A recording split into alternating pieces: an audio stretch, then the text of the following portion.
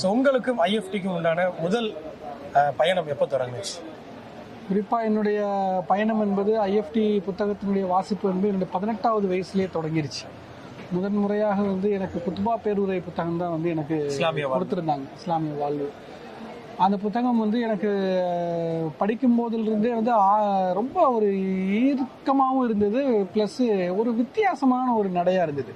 அதனால் வரைக்கும் நாம் இஸ்லாத்தை பற்றி நாம் பொதுவாக அறிஞர்கள் பேசுவது, ஆலிம்கள் பயான் மூலமாக இஸ்லாத்தை பற்றி கேட்பது, இந்த இஸ்லாத்தை தாண்டி அந்த புத்தகம் நேரடியாக நம்மகிட்ட பேசுகிற மாதிரியே இருந்துச்சு. அது அவர் எடுத்து வைக்கின்ற சில அறிவுபூர்வமான விளக்கமும் அவருடைய அறிவுபூர்வமான சில கேள்விகளும் அந்த புத்தகத்தில் ரொம்ப அற்புதமாக இருக்கும். ஆக்சுவலாக அவர் மிகப்பெரிய இஸ்லாமிய அறிஞர் மௌலானா சையத் அப்துல்லா மௌதூதி அவர்கள்.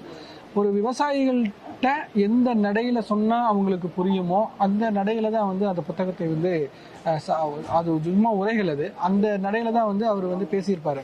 அது அற்புதமாக மொழிபெயர்த்து அதை கொடுத்துருந்தாங்க. அதை நாம் படிக்கும்போதும் அது ஒரு பாமரன் படித்தாலும் சரி, பெரிய கல்வியாளர் படித்தாலும் சரி, ஒரு சின்ன குழந்தைக்கே ஒரு விஷயத்தை குறித்து எப்படி சொன்னால் புரியுமோ அந்த மாதிரியான மொழி நடையில் இருந்ததுனால எங்களுக்கு ரொம்ப ஈர்த்தது மட்டும் இல்லாமல், ஆமாம், ஏன் நம்ம இப்படி முஸ்லீமாக இருக்கிறோம், சரி தொழுக போகிறோம், ஏன் தொழுக போகிறோம், நோன்பு வைக்கிறோம், ஏன் நோன்பு வைக்கிறோம், சரி எல்லாம் செய்கிறோம், எல்லாம் செஞ்சுட்டு ஏன் அப்புறம் என்ன செய்யணும், அப்புறம் தான் ஒரு கூட்டமைப்பாக இயங்கணும், ஒரு கூட்டமைப்பாக இந்த பணியை செய்யணும்.